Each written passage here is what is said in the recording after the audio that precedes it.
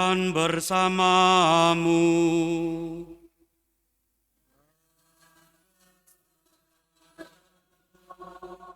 Inilah Injil suci menurut Matius.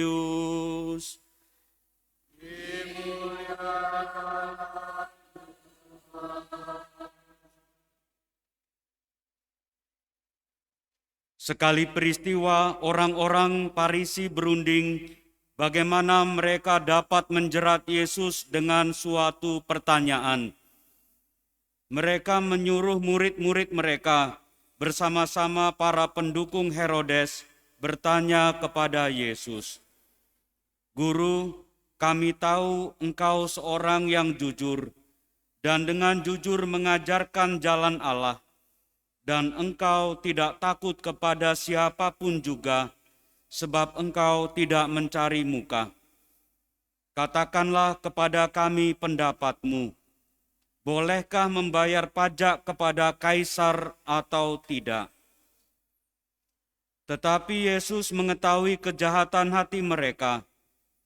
Ia lalu berkata, "Mengapa kamu mencobai aku, hai orang-orang munafik? Tunjukkanlah kepadaku mata uang untuk pajak itu." Mereka membawa 1 dinar kepada Yesus. Yesus pun bertanya kepada mereka, "Gambar dan tulisan siapakah ini?" Jawab mereka, "Gambar dan tulisan Kaisar."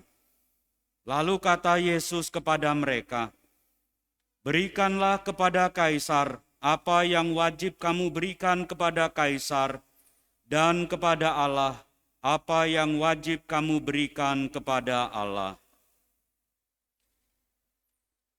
Demikianlah sabda Tuhan.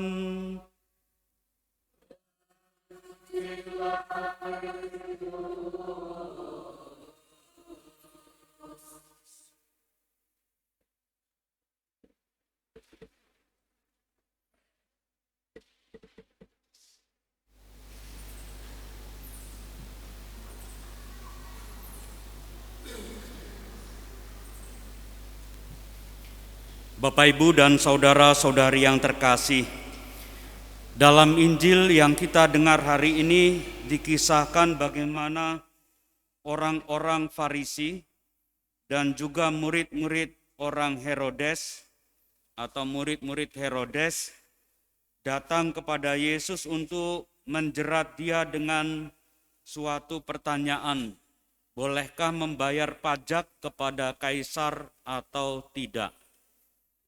Soal membayar pajak. Pada waktu itu ada 2 pajak yang dikenakan untuk orang-orang Yahudi di Israel. Satu itu pajak penduduk, karena mereka di bawah kekuasaan Romawi yang diwakili di Israel oleh Herodes, maka Herodes juga sebenarnya kemudian menarik pajak dari penduduk untuk kebutuhan pemerintahan. Dan yang kedua itu pajak pendapatan atau pajak penghasilan, atau juga disebut pajak bait Allah, 1/10 yang diberikan dari pendapatan untuk dipersembahkan ke bait Allah, yang gunanya itu untuk pelayanan, terutama orang-orang miskin atau janda dan lain sebagainya. Nah, orang-orang Farisi itu datang untuk menjebak Yesus dengan pertanyaan, boleh enggak membayar pajak kepada kaisar atau tidak? Sementara mereka datang bersama dengan orang-orang Herodes. Kalau dijawab boleh, maka itu akan bertentangan dengan orang-orang Farisi. Karena mereka menganggap bahwa tanah Israel itu tanah suci, tidak boleh ditarik pajak. Orang yang tinggal di sana itu tidak boleh ditarik pajak.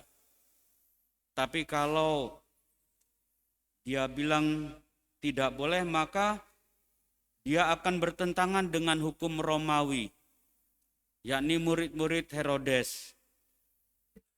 Maka dia akan kena jerat. Tetapi Yesus mengatakan, "Mengapa engkau mencobai aku?" Dan kemudian dia tanya, "Berikanlah kepadaku mata uang pajak itu." Dan mereka memberikan 1 dinar kepadanya. Dan Yesus menanyakan kepada mereka, "Gambar dan tulisan siapa?" Hal itu menjadi penting karena uang untuk pajak kepada Herodes atau kekaisaran itu berbeda dengan uang untuk pajak bait Allah. Maka dalam kisah Yesus itu marah di bait Allah, dia menjungkir balikan uang-uang para penukar.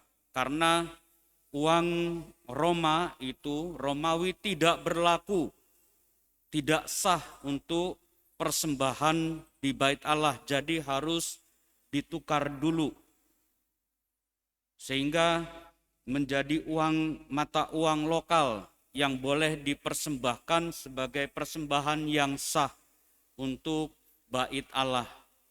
Dan mereka itu menunjukkan mata uang yang memang mereka pakai dan resmi dipakai itu untuk pembayaran umum negara dan lain sebagainya. Sehingga kemudian Yesus mengatakan, "Berikanlah kepada kaisar apa yang menjadi hak kaisar dan kepada Allah apa yang menjadi hak Allah."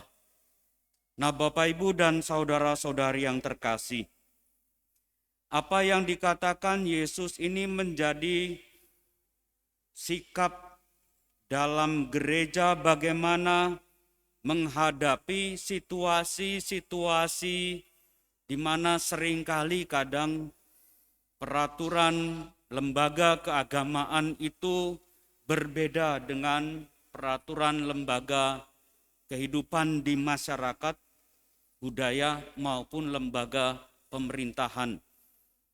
Maka dengan menyatakan berikanlah kepada kaisar apa yang menjadi hak kaisar dan kepada Allah apa yang menjadi hak Allah, itu berarti bahwa kita diajak untuk tetap berdialog dengan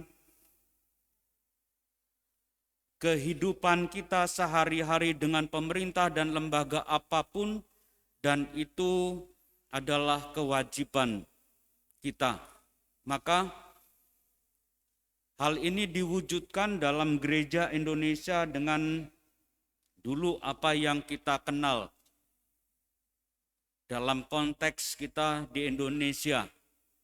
Kata-kata Yesus ini digariskan secara sederhana, yakni 100% Katolik, 100% Indonesia. Jadi tidak ada sesuatu yang dipertentangkan dalam kehidupan kita sebagai orang beriman dengan lembaga pemerintahan atau lembaga yang ada dalam kehidupan kita masyarakat di Indonesia, karena kita menganut 100% Katolik dan 100% Indonesia. Nah, Bapak, Ibu, dan saudara-saudari yang terkasih, hari ini juga kita merayakan Hari Minggu Misi Sedunia. Dalam pesannya Bapak Paus mengingatkan kembali bahwa setiap orang itu wajib untuk memberikan pewartaan Injil.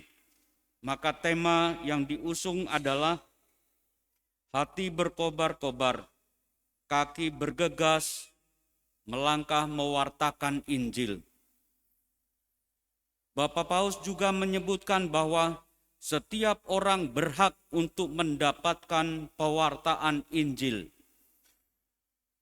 Oleh sebab itu, dalam konteks kehidupan kita sebagai bagian dari gereja dan sebagai bagian dari masyarakat, Kita diajak untuk berani menjadi pewarta Injil atau memberikan hak setiap orang untuk mendapatkan pewartaan Injil.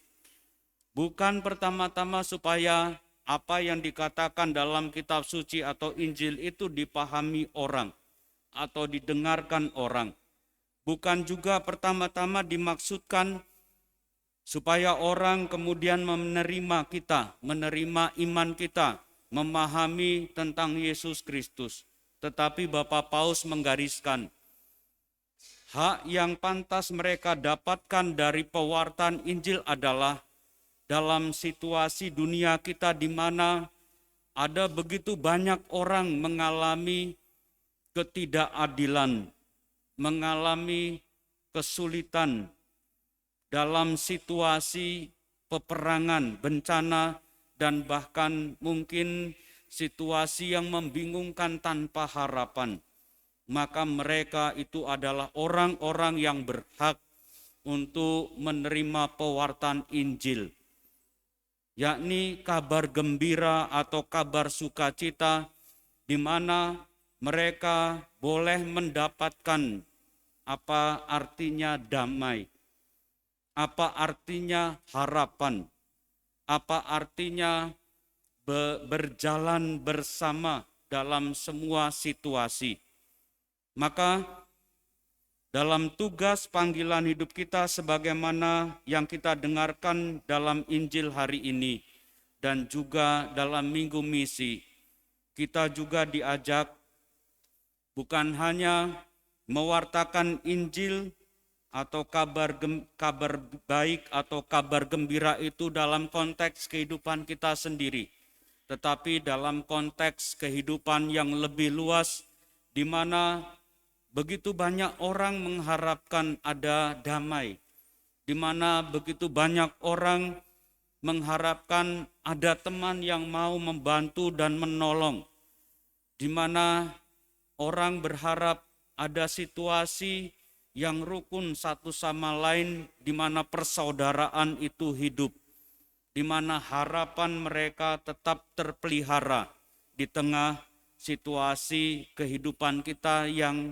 seringkali tanpa kepastian, seringkali kemudian kehilangan arah dan bahkan dalam situasi yang tidak menentu.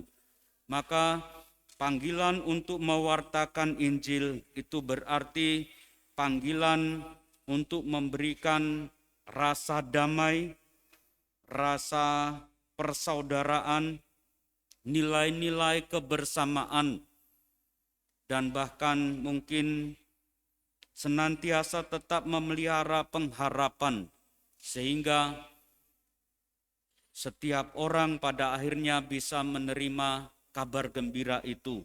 Kita dipanggil untuk menjadi orang yang membawa damai, orang yang berani tetap memelihara pengharapan, dan orang yang tetap setia dalam menjalani tugas panggilan hidup kita mewujudkan kerajaan Allah di dunia ini. Dengan demikian, orang-orang yang mengalami kesulitan, orang-orang yang berada dalam situasi kehidupan yang putus asa atau bahkan dalam berbagai macam bencana, pada akhirnya boleh berharap pada kita semua yang hadir dalam kehidupan kita ini akan adanya damai, akan adanya persaudaraan, dan tetap senantiasa berharap dunia menjadi lebih baik. Tuhan memberkati kita. Mari